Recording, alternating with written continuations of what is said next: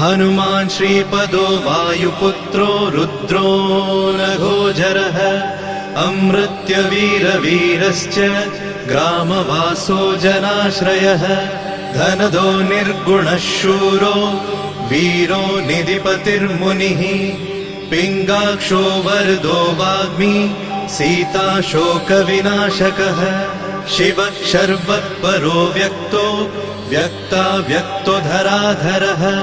पिङ्गकेशः पिङ्गरोमा श्रुतिगम्यः सनातनः अनादिर्भगवान् देवो विश्वहेतुर्जनाश्रयः आरोग्यकर्ता विश्वेशो विश्वनाथो हरीश्वरः